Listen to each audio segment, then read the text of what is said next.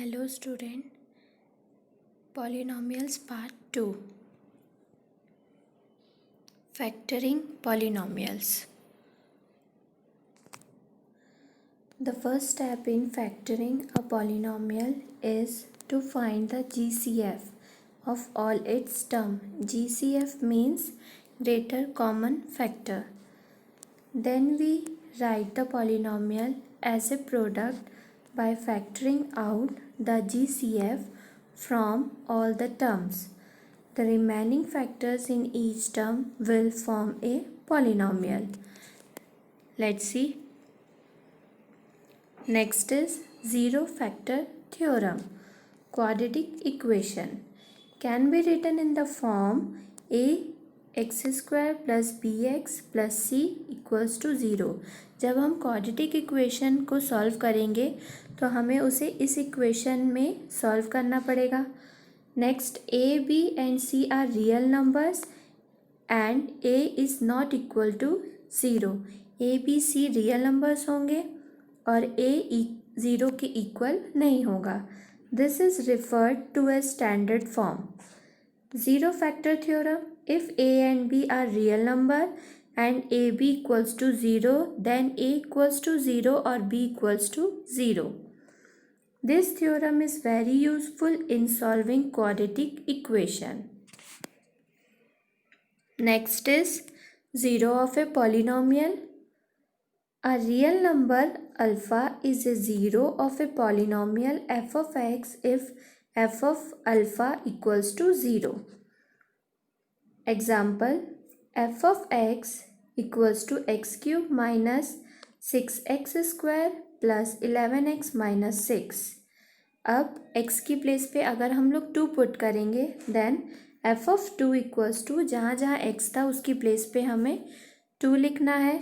सो x cube की place पे आ जाएगा 2 cube minus 6 multiply x square की प्लेस पे 2 स्क्वायर प्लस 11 एक्स की प्लेस पे 2 माइनस 6.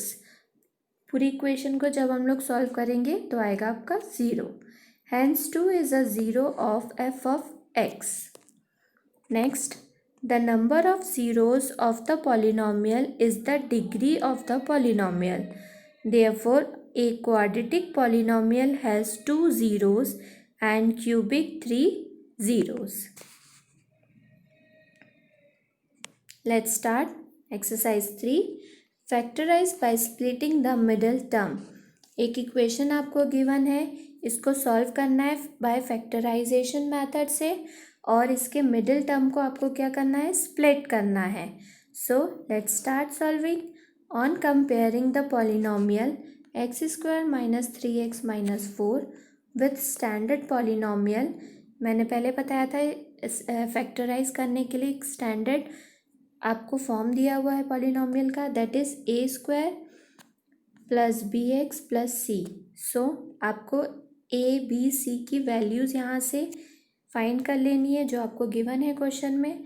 सो एक्स आपका यहाँ पे कुछ नहीं है, मीन्स आपका 1 है तो एक्स की वैल्यू 1 आ गई.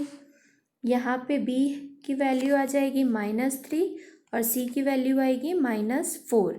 अब आपको मिडिल टर्म को स्प्लिट करना है तो हम a और c ले लेंगे, यानी a multiply c equals to a की वैल्यू थी आपकी 1 मल्टीप्लाई c की वैल्यू थी -4. मल्टीप्लाई करने पे आया 1 मल्टीप्लाई -4 दैट इज़ -4. अब -4 किस टाइप से आ सकता है स्प्लिट करने पे. फर्स्ट इसका केस है -1 को अगर मल्टीप्लाई करेंगे 4 से तो -4 आएगा और 1 को मल्टीप्लाई करेंगे -4 से तो भी -4 आएगा. नेक्स्ट केस है आपका -2 मल्टीप्लाई 2 दैट इज़ -4 और 2 मल्टीप्लाई -2 ऑल्सो इज़ -4. अब हमें मिडिल टर्म को मीन्स b को हमें स्प्लिट करना है तो b कैसे बन रहा है, a प्लस सी करके. a की वैल्यू है आपकी 1 और c की वैल्यू है -4 तो आएगा आपका -3. अब आपको ये इक्वेशन क्वेश्चन में गिवन है एक्स स्क्वायर माइनस 3 -4. अब यहाँ पे हमें -3 को स्प्लिट करना है तो हमने निकाला था 1 - 4 को लिया था। सो x² -3 को स्प्लिट कर रहे हैं क्योंकि हमें मिडिल टर्म को स्प्लिट करना है।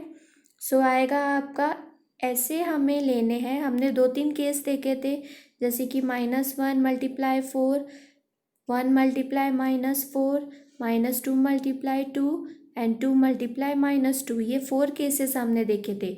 बस इस 4 में से हमें एक ऐसा केस लेना है जिसको जब हम लोग प्लस माइनस करें तो मिडिल टर्म वाला -3 आना चाहिए और मल्टीप्लाई करें तो लास्ट वाला टर्म आना चाहिए। सो हमने ये टर्म लिया है 1 - 4 वाला, क्योंकि जब हम 1 - 4 करेंगे तो आएगा आपका -3 और वही 1 × -4 करेंगे तो आएगा आपका -4।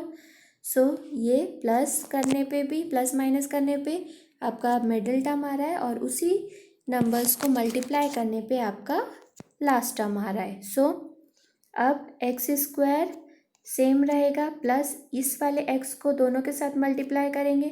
1 × x that is 1x minus 4 × x 4x plus 1 × -4 आएगा -4।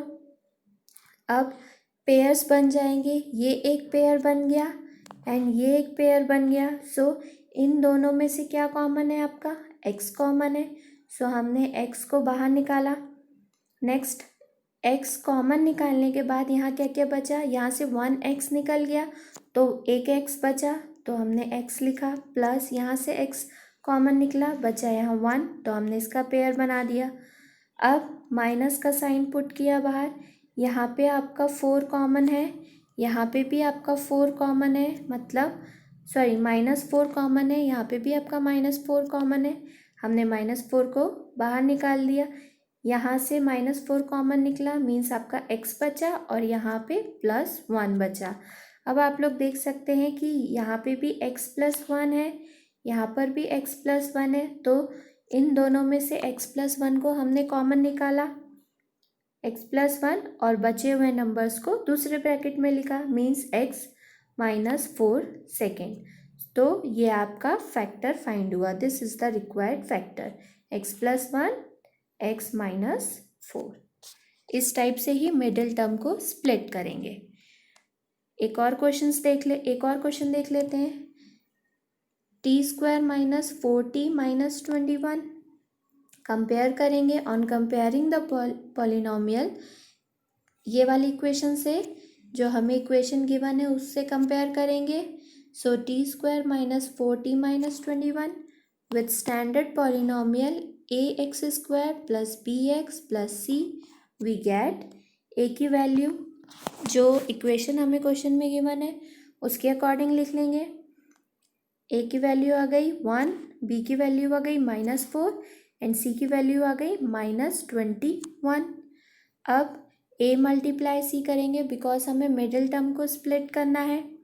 a की वैल्यू थी आपकी 1 × c की वैल्यू -21, मल्टीप्लाई करने पे आया -21। अब -21 को किस किस नंबर से कैसे हम लोग ब्रेक करके लिख सकते हैं, जितने भी टर्म्स बनते हैं उसको लिख लेंगे। 2 टर्म बन रहे हैं यहाँ पे, 3 × -7 और -3 × 7, तो ये 2 केसेस बने हैं। अब b को फाइंड करना है तो करेंगे a + c हमने लिया है 3 - 7, 3 - 7 लेने के बाद हमारा आ रहा है -4 जो कि हमारा मिडिल टर्म है। सो हमने ये वाला केस लिया है, फर्स्ट वाला 3 × -7 वाला, तभी हमारा -4 आया है। अब इक्वेशन में पुट करेंगे। सो हमें स्प्लिट करना है, मैंने पहले भी बताया था, ऐसा केस हमको लेना है जिसको प्लस माइनस करने पे हमारा मिडिल टर्म आए और उन्हीं नंबर्स को मल्टीप्लाई करने पे हमारा c वाला टर्म आए। सो हमने लिया है यहाँ पे t² + 3 - 7t + 3 × -7। सो t², यहाँ t जो बाहर है दोनों नंबर से हम इसे मल्टीप्लाई करेंगे तो t × 3 that is 3t - 7 × t 7t plus 3 -7। अब कॉमन निकालेंगे इन दोनों में से, t कॉमन निकलेगा, बचे हुए पार्ट को लिखेंगे जो है हमारा t+3 माइनस यहाँ पे 7 -7 बाहर निकल रहा है बिकॉज यहाँ पर भी आपका -7 है एंड यहाँ पर भी आपका -7 है। सो -7 हमने कॉमन निकाला, बचा हुआ यहाँ पे t+3 लिखा। अब आप देख सकते हैं यहाँ पर भी t+3 है, यहाँ पर भी t+3 है, तो t+3 को हमने कॉमन फाइंड किया और बचे हुए को सेकेंड ब्रैकेट में लिखा जो कि है t-7। सो हमारे फैक्टर्स आए हैं, this is the required factor t+3 and t-7। One more question, √3y² + 9y + 6√3 compare करेंगे। On comparing the polynomial √3y² + 9y + 6√3 with standard polynomial ax² + bx + c we get। अब a b c की value हम equation से लिख लेंगे, a = √3, b = 9 and c = 6√3। a multiply c करेंगे because हमें middle term को स्प्लिट करना है। सो आपका a मल्टीप्लाई c में a की वैल्यू है √3 मल्टीप्लाई 6√3, c की वैल्यू 6√3 मल्टीप्लाई होंगे तो आएगा 3 यानी 6 3 = 18। अब 18 के केसेस लिख लेंगे। सो 1 मल्टीप्लाई 18 भी 18 होता है, 2 मल्टीप्लाई 9 भी 18 होता है एंड 3 मल्टीप्लाई 6 भी आपका 18 होता है। अब इसमें से हमें ऐसे केसेस को लेना है कि जिससे हमारा 18 मल्टीप्लाई करने पे 18 आए और हमारा प्लस माइनस करने पे मिडिल टर्म मीन्स 9 आए। सो हमने लास्ट वाला केस लिया है। सो a + b यानी 3 + 6 = 9। सो हमें ये इक्वेशन गिवन थी। अब हमें स्प्लिट टर्म करना है, मिडिल टर्म को स्प्लिट करना है। सो √3y² + 3 + 6 हो जाएगा आपका 9 जो हमारा स्प्लिट टर्म था, y + 6√3 जो लास्ट वाला टर्म था। अब √3y² मल्टीप्लाई करेंगे y इन दोनों में। सो 3 × y 3y + 6 × y 6y + 6√3। अब कॉमन फाइंड करेंगे, इन दोनों में कॉमन है आपका √3y। ये जो 3 बना है आपका वो उसको ब्रेक करेंगे 3 को, तो वो ब्रेक होगा √3 × √3 में। सो हम इसमें से अगर हम √3 में से √3 बाहर निकाल लेंगे, कॉमन निकाल लेंगे, तो यहाँ पे बचेगा √3। तो हमने कॉमन निकाला √3y हमने कॉमन निकाला, यहाँ बचा हमारा y + 3 को जब ब्रेक करेंगे तो उसमें से जब √3 बाहर निकलेगा तो बचेगा ओनली √3। अब इन दोनों में से हमें कॉमन निकालना है तो निकलेगा 6, बचे हुए को ब्रैकेट में लिखेंगे y + √3। अब इन दोनों में से कॉमन देखेंगे तो कॉमन है y + √3, इधर भी कॉमन है y + √3। सो y + √3 को कॉमन निकालेंगे और बचे हुए को सेकेंड ब्रैकेट में लिखेंगे, that is √3y + 6। So this is the required factor y + √3 and √3y + 6। Okay,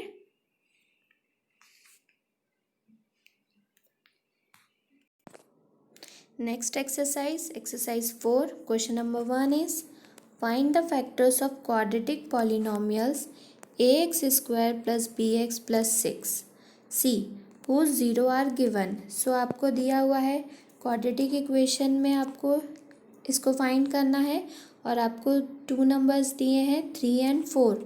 so start करते हैं। If alpha and beta are the zeros of ax² + bx + c then, आपको ये इक्वेशन है आप गिवन है आपके क्वेश्चन में। सो हम इसे अल्फ़ा बीटा में कन्वर्ट करेंगे।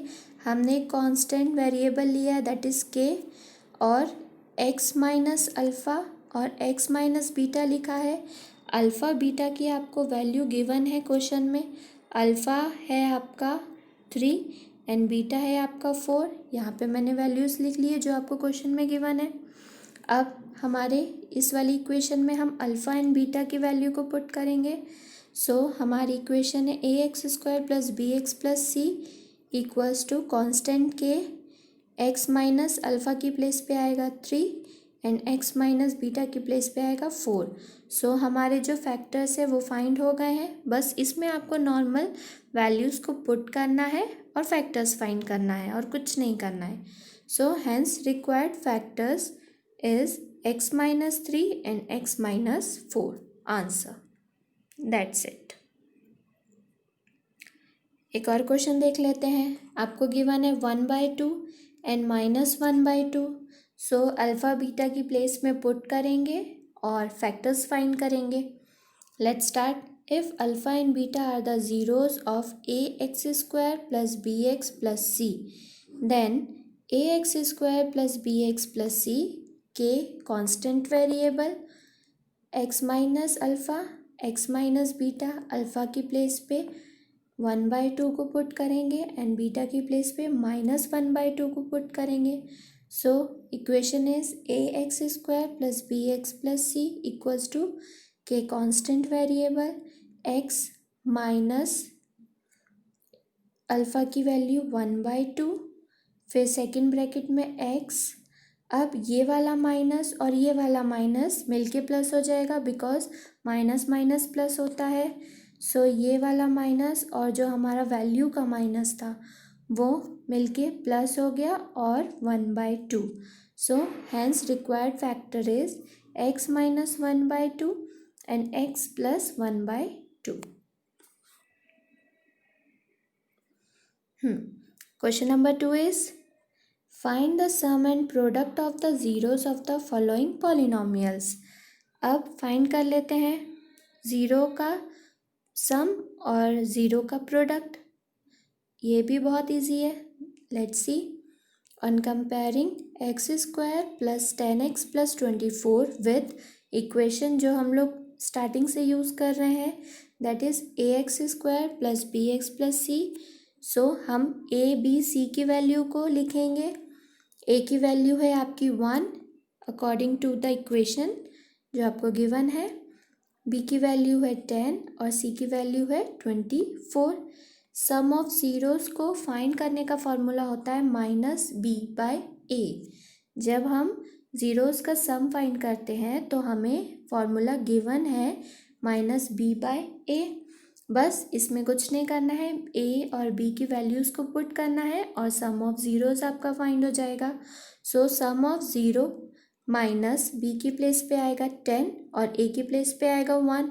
सो 10 डिवाइडेड बाय 1 आएगा -10 डिवाइडेड बाय 1 आएगा -10। सो सम ऑफ ज़ीरोज़ आया आपका -10। अब प्रोडक्ट फाइंड करने का फॉर्मूला होता है product of zero equals to c/a। c और a की वैल्यू को पुट करना है और आपका आंसर फाइंड हो जाएगा। So product of zero c की प्लेस पे रखेंगे 24 और a की प्लेस पे रखेंगे 1। सो 1 का कोई मीन नहीं होता है तो आपका प्रोडक्ट ऑफ ज़ीरो आएगा 24। Sum of zero is -10 and product of zero is 24। Okay. x² plus x minus 12 compare करेंगे जो आपको क्वेश्चन में इक्वेशन गिवन है और जो हमारी इक्वेशन रहती है क्वाड्रेटिक इक्वेशन की। So x² plus x minus 12 with ax² plus bx plus c we get a b c की वैल्यू लिख लेंगे। a equals to 1 b equals to 1 and c equals to -12। यहाँ से वैल्यूज़ हमने लिखी है। सम ऑफ ज़ीरोज़ फाइंड करने का होता है फॉर्मूला -b/a। b और a की वैल्यू को पुट करेंगे। सो सम ऑफ ज़ीरोज़ b की प्लेस पे रखेंगे 1 माइनस तो पहले से ही है और a भी आपका 1 है तो -1/1 हो जाएगा -1।